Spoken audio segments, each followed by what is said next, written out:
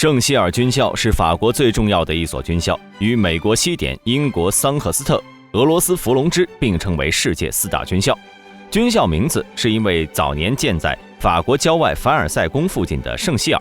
本期视频我们来了解一下圣希尔军校。如果喜欢本期视频的话，求观众老爷们点一个小小的赞。这就开始我们本期视频。圣希尔军校由拿破仑在1803年创立，是法国最早培养步兵和骑兵军官的职业军事教育院校。在17世纪，法国军队中的军官都是国王推荐任命的贵族，他们并没有接受过专业的军事训练。到了路易14时期，才出现了几个训练从军贵族子弟的连队。毕竟老法兰西的都是爷。在1751年，路易15在巴黎开创了一所皇家军事学校，专门为年轻贵族和绅士提供严格系统的训练。不过因为军校开支过大，在1776年被迫停办。1777年，皇家军校所在地开设了培训巴黎和外省优秀青年的贵族子弟连。1784年，年轻的拿破仑·波拿巴进入这个连队受训。次年，拿破仑在这里获得了少尉军衔。2年后，这里因为资金问题再度停办。10年后，在军校接受过训练学习的拿破仑横扫欧洲大陆，成就了一番雄图霸业。拿破仑认识到培养军事指挥人才对军队的重要性。1803年1月28号，拿破仑签署法令，在巴黎南郊50公里处的枫丹白露成立帝国军事专科学校。1805年，拿破仑将一面绣有为了打仗而生受训的锦旗授予军校。1808年3月，军校迁往圣希尔。拿破仑在滑铁卢惨败后，军校在1815年7月16号取消，2年之后恢复，改名为圣希尔军事专科学校。在2战法国战败后，军校被迫解散。同时，一所由当时不知名准将夏尔·戴高乐创办的自由法兰西军官训练学校在伦敦成立，继续为自由法国培养指挥官。2战结束后，在战争期间成立的多所军校和幸存下来的军校合并为诸兵种军事专科学校，迁回了法国本土。圣希尔军校的校舍因为在战争中被夷为了平地，学校新校址选择在巴黎300公里的西部城市雷恩市郊外。在1961年，诸兵种军事专科学校一分为2，其中以军队士官和士兵为招生对象的称为诸兵种军事学校，以地方考生为对象的称为圣希尔军事专科学校。圣希尔几度风雨沧桑，再次得以恢复。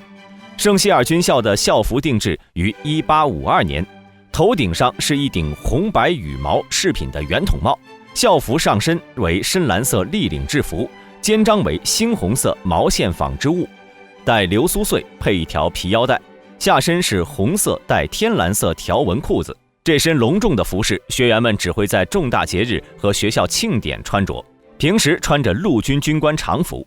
而圣希尔军校的校旗和校训都和拿破仑有关。1805年，拿破仑亲自为军校题写了为胜利打仗而受训的训词。校旗是和法国国旗一样的蓝白红3色，并在上面绣有荣誉和祖国文字。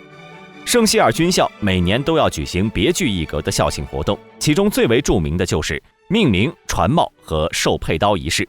从军校创建开始，圣希尔军校就一直以法国历史上的著名人物或者法军某一重大战役的名字授予学员，以纪念先辈，缅怀他们的英雄事迹。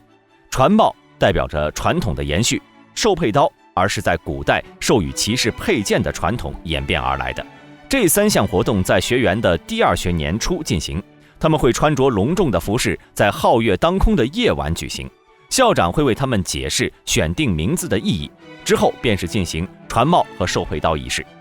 圣希尔军校的招收对象是17到22周岁的法国男女青年，在通过国家高中统一会考后，再经过2年大学预德或者大学圣希尔专科预备学校的学习后，考试合格的被圣希尔军校录取。每年大约招生160名学员。军校校长为少将军衔。1983年，圣希尔进行了教学改革，将2年学制改为3年，并加强学校的军事训练。总的下来算是5年的时间了。第1学年主要进行基本的军事知识教育，培养学员军人气质和习惯，让学员具备初级军事指挥员的基本素质和体能。时间为10个月，分为3个阶段。第1阶段是1个月的单兵训练，第2阶段4个月，和其他军校地方新学员一起在军营进行分队训练，学习战术。第3阶段5个月，前3个月到部队担任见习排长，之后1个月是文化知识学习，最后1个月是在国家训练中心进行1个月的短训。这是新学员走上军旅生涯的第一步。这一年中，不能完成训练任务的学员将被淘汰，按照普通义务兵的待遇退出现役，合格的人将被授予准尉军衔。第2年的课程包括文化和军事2部分，文化课30周，军事课10周。第2年的合格者将被授予少尉军衔。第3年是完整和深化各科知识，除了文化课学习外，还会邀请各国的专家学者到学校举行讲座，组织学员到军营实习训练，同时准备国庆节阅兵式，这是法国的传统。在进行分列式的时候，圣希尔军校的毕业生方队将走在最前列。经过3年的严格训练后，会根据毕业学员的成绩分配兵种和专业。成绩优秀的学员可以优先挑选，成绩不行的就只能挑别人剩下的了。毕业生获得学士学位并授予中尉军衔。在圣希尔军校的众多毕业生中，法兰西第5共和国的缔造者夏尔·戴高乐应该是最为大众知晓的。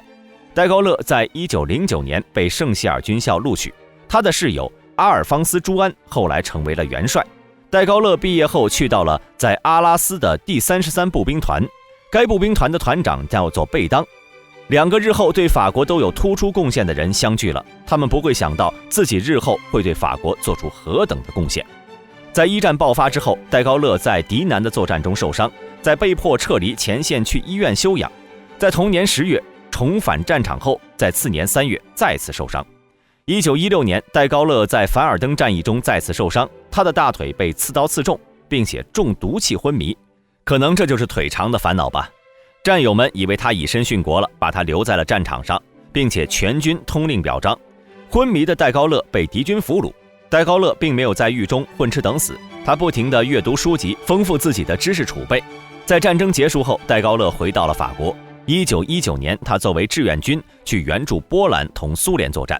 在波兰，戴高乐并没有发挥多大作用，他在波兰战场得到了启发，以后的战争绝不是和1战时一样的阵地战，而是运动战。1931年，戴高乐在巴黎的国防部总秘书处任职，在此期间，他发表了很多文章。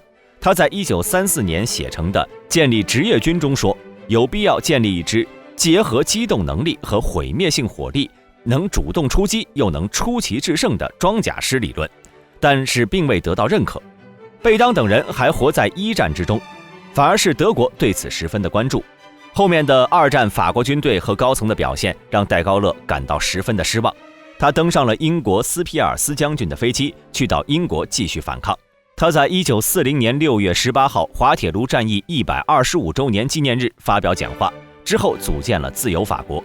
在2战期间和结束后，依然为法国尽心竭力，让法国拥有核武器，成为世界强国，挑战美国。